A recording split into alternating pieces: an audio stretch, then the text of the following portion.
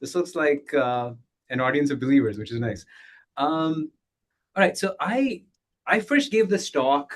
I first gave this talk maybe a little over a year ago, and at the time it seemed a lot less clear, and many people were actually quite skeptical. I feel like now we're a lot more sort of open to the possibility, and I think there's a few reasons why. And I think my goal here is not, and I hope this inspires some of you to go out and try and do this.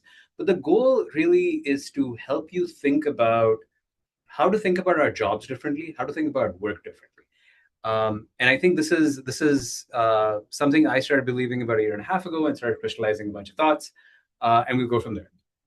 All right, and I'll sort of mention AI is probably the thing that has pushed us over the edge.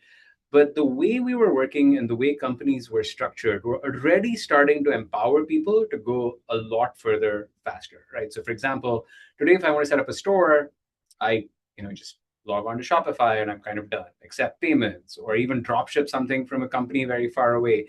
We've componentized a lot of the way companies work, and so to some extent, AI just supercharges this and gives us a lot of agency. All right. So, like I said, like this is not a new trend. I think Instagram may have been the first sort of visible sort of company that sort of was clearly with tens of employees, well over $1 billion. There are a bunch that sort of went through after that. So if you think about WhatsApp, was about 50 people when it got acquired. If you think about the new range of sort of AI startups, all got into hundreds of millions of dollars in revenue with tens of employees. So the trend's been there for a while. I think people have been sort of predicting this $1 billion company for a bit, and I think that the question is, when does that happen with a single person? But before I get there, let me sort of maybe get a pulse check from people of like, there's an old way actually. Before I go there, there's an old way of thinking about startups. My first couple of jobs were at startups, run by sort of experienced CEOs who'd done it a bunch. And they had a formula in their head, right? Like there was like, hey, we're going to be efficient. We have a rough target of revenue per employee. And growth was part of it, right? So you sort of just imagined that as your company grows, as your employees grow, like it affected revenue in some way, bottom line in some way. In fact, we measured people in that way, right? So a large part of how I manage a lot of product managers. A large part of how I would view seniority and competence was, wait, how many engineers were you mapped to? And that's how you thought about engineering managers. But I think that word, and sort of just listening to your panel this morning, I think everyone over here is already in this new word, where we understand that number of people does not necessarily imply competence or capability. There's other tools that we have now, right? Like I think the judgment you have, and compute, there is a cost, right? So you still have to pay for it, but over time, like that's going to sort of go down. So we're in this world of infinite leverage, and so your judgment and your agency start to be the bottleneck of this thing. Does that resonate with people, or do people feel like that's where their heads are right now, or do people still feel constrained by people and stuff? Yeah, so people are getting there. Let's say you want to start a company tomorrow, right? Like, what is, or sort of like you just have this idea that you want to strike out on your own. What is the first thing someone does? So like, I don't know if people can chat, but I guess most people just have reactions. So what do you think about? Like, are you thinking about your idea first? Are you doing competitive analysis first? What are you doing? Is that how do people think about that? All right. So what I've seen most people do is like, the first thing you need to do when you start a company is you need an idea, right? Like, what would I build? What would I sell? Who am I competing against? How do I think about it? Um, in this new world, right? Like I have fundamentally changed how I come up with ideas, how I brainstorm things. Uh, Most look at a shiny object first. So that's what someone pinged me. That works too, right? Like, what does competitive analysis look like? I think in this new world, right, like which is you focus on, like, you have all of the world's intelligence at your fingertips, right? Like you don't need to go hire a strategy consulting firm. You don't need to spend weeks analyzing the market.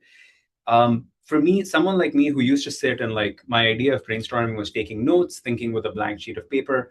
I now sort of fire up 4 different LLMs, start having conversations with them, and start crystallizing my thoughts and get much further, much faster. And I think, irrespective of the tools you use, whether you use Google, whether you use sort of Perplexity, whether you use OpenAI, you have infinite intelligence at your fingertips to refine your thinking, to come up with ideas, to brainstorm. So your ideas now have become a lot easier to get to. Super intelligence versus like your own sort of thinking. Um, and even the notion of like market surveys at this point, like you can sort of, let's say you have a set of people, LLMs are shockingly good at simulating their behavior and their answers. You can just ask them. You can also use LLMs to go sort of can a bunch of people and say like, hey, go call these people, ask them what they think, and summarize the ideas back to me. This generation is now at your fingertips. And I think you've talked a bunch about this earlier this morning. I happened to like sit in on a couple of panels. I think we're at the point where we're able to build things incredibly quickly, right? Like I think a large part of today was on software engineering, and I'm seeing this. When I said this a year ago, I I didn't believe it as much, simply because the models were hitting walls fairly quickly. Even I have a background as a software engineer. Even I found it like a lot of work sometimes to actually go fix these things. Um, and I think every single month it's gotten easier and easier, to the point now where I have built a bunch of apps that I feel reasonably confident sharing with a bunch of people and saying, "Hey, go nuts." I didn't feel that way 6 months ago. I knew it would take a lot longer. And the thing that everyone here should sort of internalize is, every couple of months from now, this will get easier and easier. The models get more and more capable, and you have like greater agency with you. So let's say you've had this idea, you're able to build things. Uh, what's the logical sort of next step? It's not sufficient for it to work. It has to look good. It has to be designed. It has to sort of like start looking like a product that people want to go grab. Um, I have an anecdote here, and this is one of my favorite ones. There's a famous comedian who also happens to run this copywriting agency, and he talked about, even 2 years ago, like his process was very clean, right? So they come up with an idea. A bunch of writers sit in a room and like write a script for a thing, and then the natural next thing they do is they actually storyboard this stuff. And then they call in like a bunch of people to help them with that. They hire like a couple of sort of artists. They sometimes hire like a sort of assistant director to shoot a little bit of film, and then they go pitch a client. Once he said, like, actually, let's not do that. Let's see if we can get further just by ourselves. So he ran this process where they just, use ChatGPT, they use Midjourney, they animated a couple of things, and what would have taken them 4 weeks took them a couple of hours, and they took that output to a client, and they were able to book a job. If you've used anything like Midjourney, like Veo, in fact, any ad tools today, you sort of realize that you're at the point where you can be your own creative agency. You can be your own marketing agency. You can write incredible copy. You can build incredible pictures. In fact, there's a friend of mine whose startup like supplies a bunch of pictures to a bunch of really well-known websites. He's like, yeah, we stopped hiring photographers a long time ago. That perfect photograph of like an apple or produce, it's probably AI generated already. And so we already live in this world. Um, and then there's scaling, right? So it is not sufficient to sort of start up a business and sort of build a product. The very natural next step is, okay, there's the day-to-day running of things. How does that work, right? Like how do you take care of your books? How do you do customer support? How do you automate like order management? How do you do email? At some point, like how do you do taxes? Uh, Fortunately, we now live in this world where there are a bunch of companies, there are a bunch of services that take care of these for you.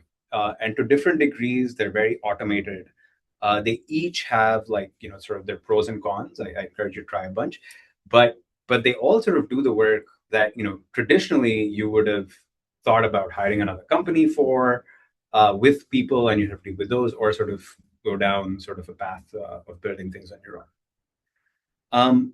the thing I want to encourage all of you to think about really is we live in this new world where I think everyone, if this notion of that is not my job or I need to hire someone with that expertise, I think that world is gone. I think we live in a world where each of us needs to sort of think in a very um, sort of, we need to think like polymaths. We need to think like we have different abilities. We need to have different responsibilities.